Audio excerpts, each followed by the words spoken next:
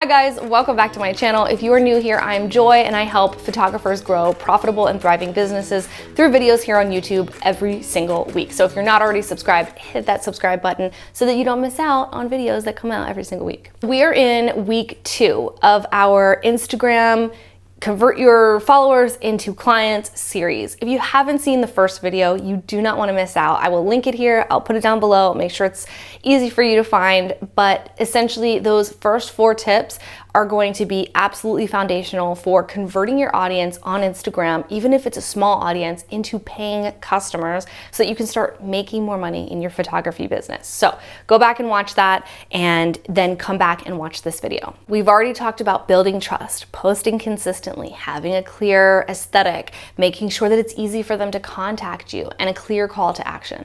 Now I want to talk to you about another tip that I have, which is to have systems and processes in place so that when a client or prospective client does contact you, you're ready to serve them and wow them.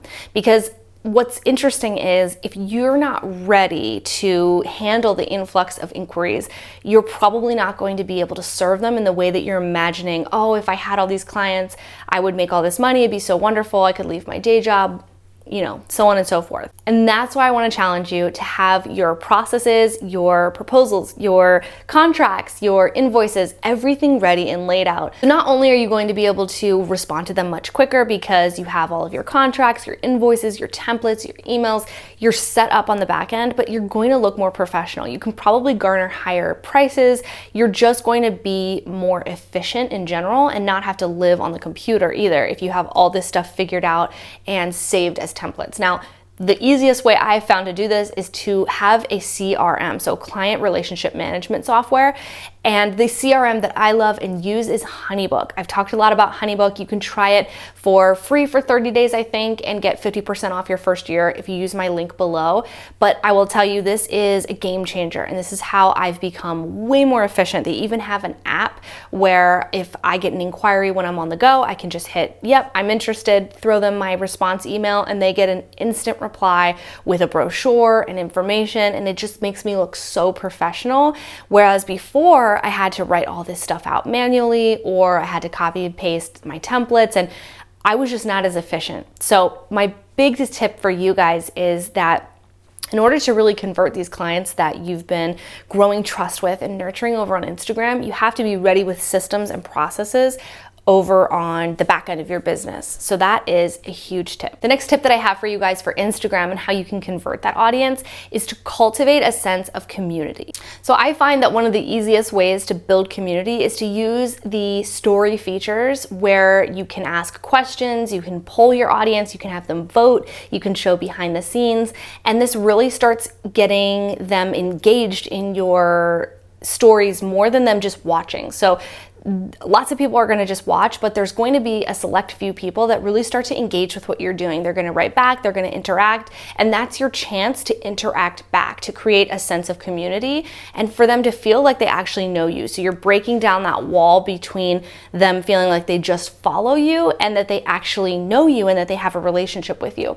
And another way to do this is to save a lot of those stories and things, all that content that you create that you pour a lot of time into your highlights. So save those highlights so that when people come to your Instagram profile in the future and they're finding you for the very first time, they're able to go back and rewatch a lot of this stuff and see that you do talk with your community, you do respond to your DMs, and that you have this back and forth in your highlights. So that's a really valuable way that you can do that and not lose everything that you've created in your stories after 24 hours.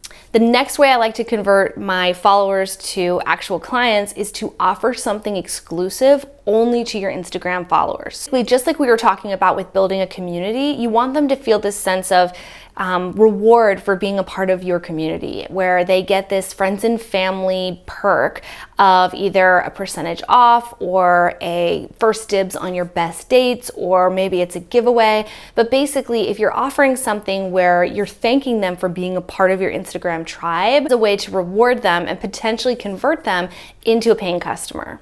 Lastly, I want to say that you have to take risks and put yourself out there. You can't hide behind your pictures. Sometimes you have to show your face. This might mean going live, and that could be kind of scary to hear, but you're not going to get any further doing the same things that you're constantly doing and just saying, oh, I don't know why my Instagram's not growing.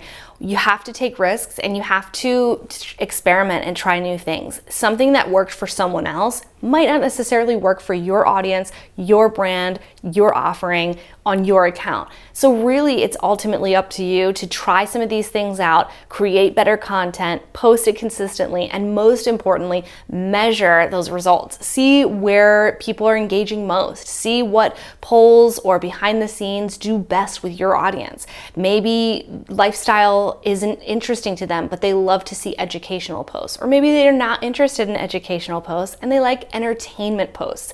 So you can just start to experiment and post something one day, something the next day, and see which gets the most interaction. But the most important thing is really that you're testing and you're trying and you're recording what you're doing so that you can modify and adjust your track as you go.